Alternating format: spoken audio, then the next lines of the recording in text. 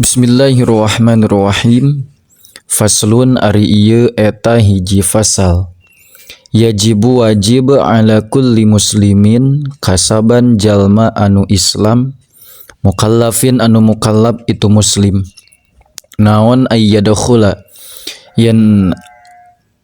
henteu waka asup itu si muslim fi syai'in dina hiji perkara hatta ya'lama sehingga yen nyaho itu si muslim ma kana perkara ahalla anu parantos ngahalalkeun saha Allahu ta'ala Allah ta'ala minhu tina eta ma wa ma jeung kana perkara harrama nu parantos ngaharamkeun Allah kana eta ma lianna Allah karna saanyana Allah ta'abbada eta miwarang ibadah Allah na ka urang sadaya na bi asya'a kalawan pirang-pirang perkara. Fala budda maka teu meunang henteu eta maujud min mura'ati ma tina ngaraksana perkara ta'abbada anu parantos miwarang ibadah Allah na ka urang sadaya na bihi kalawan eta ma. Wa qad ahalla bari nyata parantos ngahalalkeun Allah al-bai'a kana jual beuli wa harrama sareng parantos ngaharamkeun Allah ar-riba kana riba wa qad qayyada sareng nyata geus ngayidan naon asyara'u sara hadzal bai'a kana ieu jual beuli bi alati ta'rifi kalawan alat ngama'rifatkeun bikuyudin kalawan pirang-pirang kayyid wa syurutin jeung pirang-pirang syarat wa arkanin jeung pirang-pirang rukun labudda anu teu meunang henteu eta maujud min muraatiha tina ngaraksana itu nu kabeh fa alaman maka eta tetep wajib ka jalma aroda nu ngamaksud man al bai'a kana jual beuli wasyiro'a jeung kana al bai'a kana jual wasyiro'a jeung kana beuli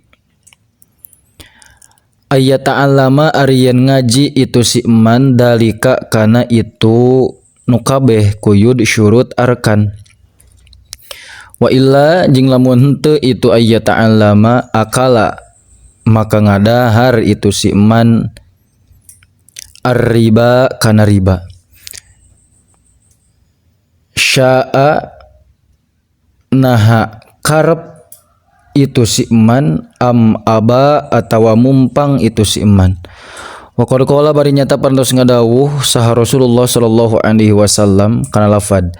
at-tajiru ari jalma anu dagang as-saduqu anu banget benerna yusyaru eta bakal dikumpulkeun itu tajirus saduq yaumul qiyamati dina poe kiamah ma'as-siddiqina sarta pirang-pirang jalma nu bener kabeh wa madzaka jeung teu aya itu yuhsyaru illa li ajlima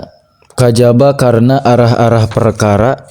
yalqa anu manggihan itu tajir hu kana itu emak min mujahadati nafsihi nyatana tina merangan nafsuna itu tajir wa hawahu jeung merangan hawana itu si tajir wa qahriha jeung maksana itu nafsu ala ijra'il uqudi kana ngajalankeun pirang-pirang akad alaman tepan kana perkara amara nu parantos marentahkeun kana emak saha Allahu Gusti Allah wa illa jeung lamun henteu itu mujahadati nafsih ileh fala yakhfa maka teu samar deui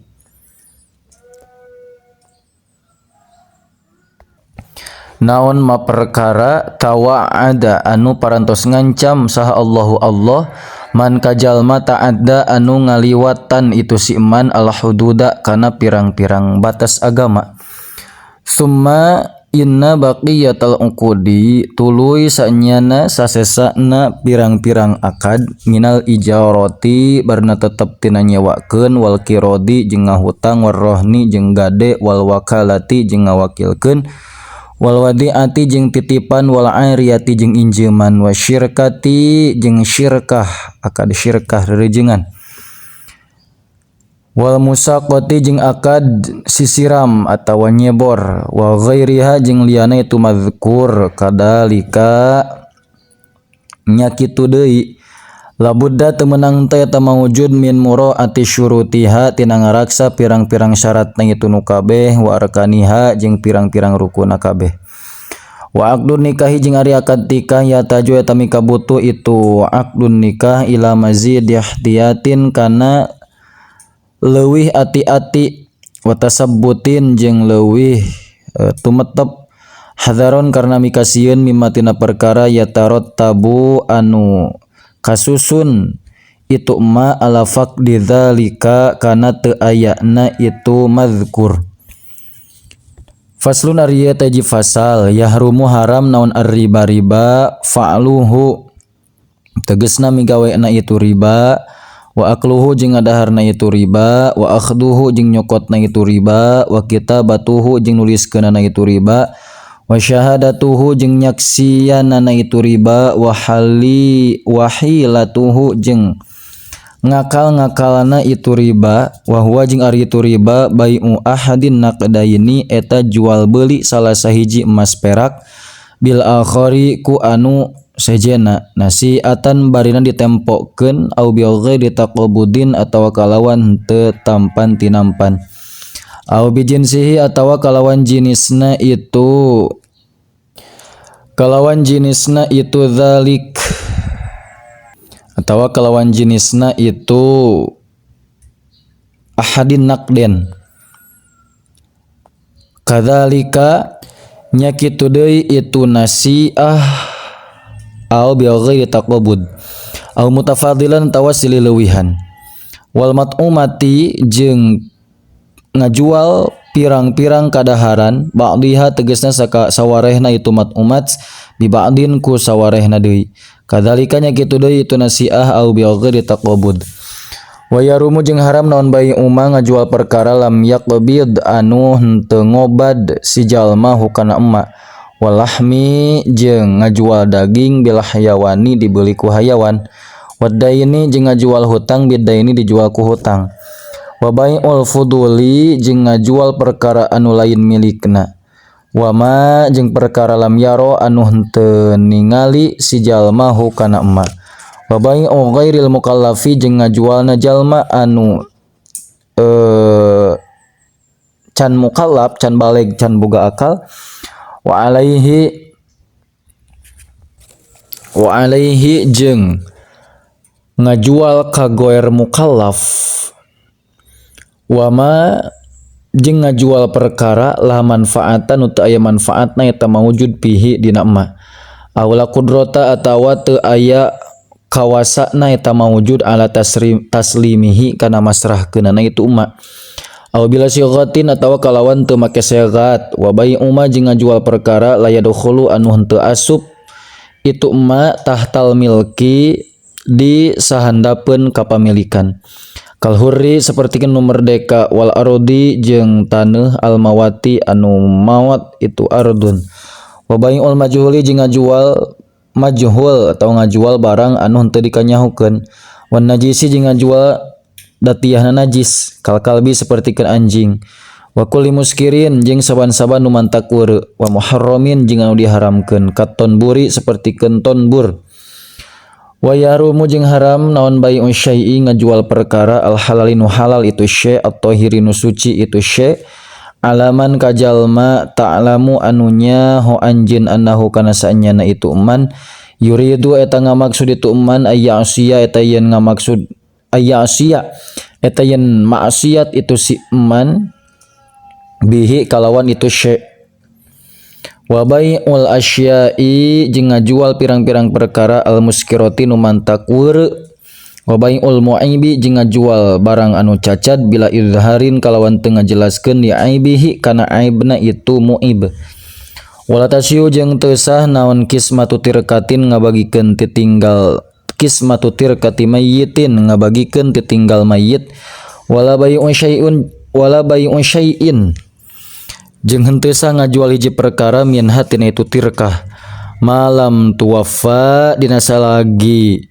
henteu dicumponan naon malam tuwafa dina salagi henteu dicumponan atawa encan dicumponan naon duyunuhu pirang-pirang hutangna itu mayyit wa wasoyahu jeung pirang-pirang wasiatna mayit wa tukhraju jeung dikaluarkeun naon ujratu hajjatin buruhan munggah haji wa umratin jeung umroh ingkana lamun bukti tu haji jeung umroh alaihi eta tetep wajib ka mayit illa ayyuba kajaba yen mana kajaba yang dijual naon syai'un hiji perkara liqodo ihadzihil asya'i pikeun nyumponan ieu pirang-pirang perkara fatirkatu maka ari tirkah kamarhunin eta tetep seperti anu digadekeun bidzalika kalawan itu hutang-hutangna duyun teh karokikeun sapertikeun abid jana anu boga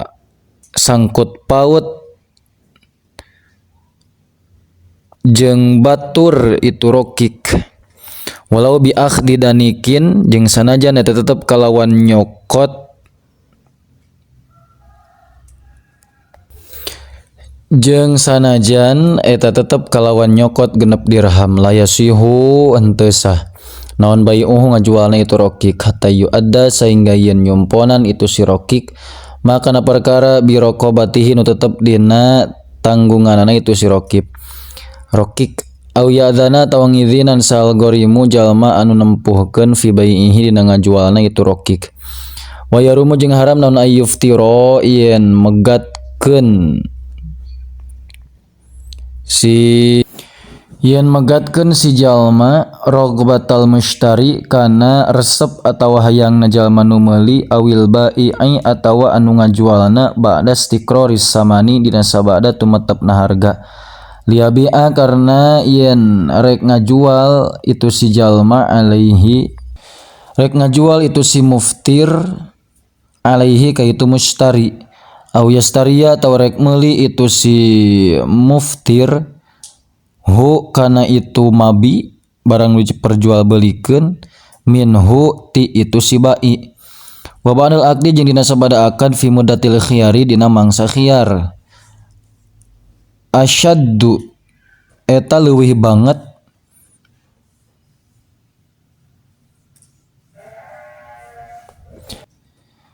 wa ba'dal aqdi jeung ari iftar dina sabada akad fi muddatil khiyari dina mangsa khiyar asyaddu eta leuwih banget wa yastariya jeung yen meuli si jalma ta'ama kana kadaharan waqtal ghalai dina waktu mahal wal hajati jeung butuh liyah bisa supaya yen nyengker si jalmahu kana itu ta'am wa yabi'a jeung ngajual jalmahu kana ta'am bi aghla kalawan harga nu leuwih mahal wa yazida jeung yen nambahan si jalma fi sil'atin dina barang dagangan liyughira supaya yen nipu si eman ghairahu kalian ti iman wa ayyufarriqa jeung yen misakeun si eman si jalma bainal jariyati di antara awewe wa waladiha jeung anakna itu jariyah amat ya antara amat jeung anakna qabla tamyizi dina samemeh hidung wa yaghsha jeung yen nipu si jalma au yahuna atawa cidra si jalma fil qaili dina takran wal wazni jeung dina timbangan wa dzara'i jeung dina ukuran wal addi jeung dina bilangan au yakdziba atawa yen ngabohong si jalma wa ayyabi'a jeung yen ngajual si jalma al qat'a kana katun au ghairahu atawa kana liana qatnun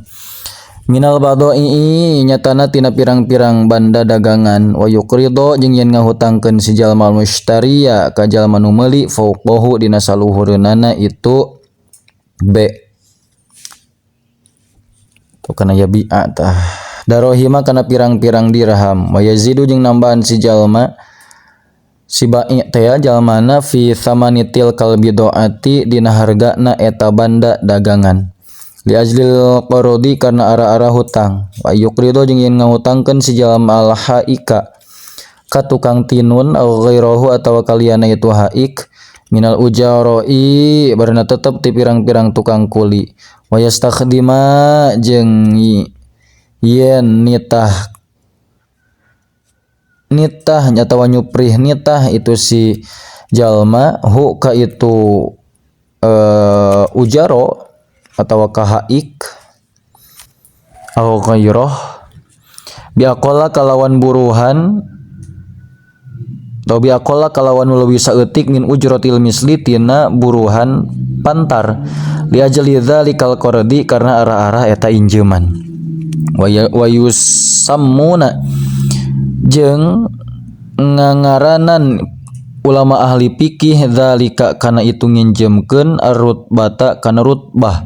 au yukridu atawa ngahutangkeun si jalma al-harrasina ka tukang tani ila waqtil hasodi nepi ka waktu dibuat sumaya biuna tuluy ngajual itu si jalma alai summa yabiuna tuluy ngajual itu harosun alaihi ka si jalma ka si mukrid di dieu mah ta'amahum kana kadaharanna itu harosun bi audoa kalawan leuwih murah minas si'ri tina harga biasa qalilan barina saeutik wa yusammuna jeung ngaranan ulama ahli fikih dalika kana itu nu geus caritakeun al muqdo kana ngaran muqdo wa kada nya kitu deui jeung eta nya kitu deui jumlatu muamalati ahli hadzal zamani ari pirang-pirang muamalah ahli ieu zaman wa aksaruha jeung kalolobaanana itu jeung ari kalolobaanana itu muamalat kharijatun eta nu kaluar an qanunis syar'i tina kaidah syara fa ala muridi ridallahi maka eta tetep wajib ka jalma anu ngarepkeun kana karidhoan Allah subhanahu ma suci Allah wa salamati dinihi jeung ngarepkeun kana kasalamatan agamana Allah wadun punten wa salamati dinihi jeung ngarepkeun kana kasalamatan agamana itu si jalma wa dunyahu jeung dunyana si jalma ayat ta'allama ari yen ngaji itu si jalma maka kana perkara yahilun wa halal itu umma wa ma jeung kana perkara yahrumun haram itu umma min alimin ti jalma alim wariin anu apik itu alim nasihin nu nganasehatan itu alim syafiqin anu karunyaan itu alim ala dinihi kana agamana itu alim fa inna talabal halali maka sanyana nyuprih anu halal faridatun eta kafarduan ala kulli muslimin kasaban-saban jalma anu Islam kantun faslun yajibu alal musiri cekap wallahu a'lam bissawab.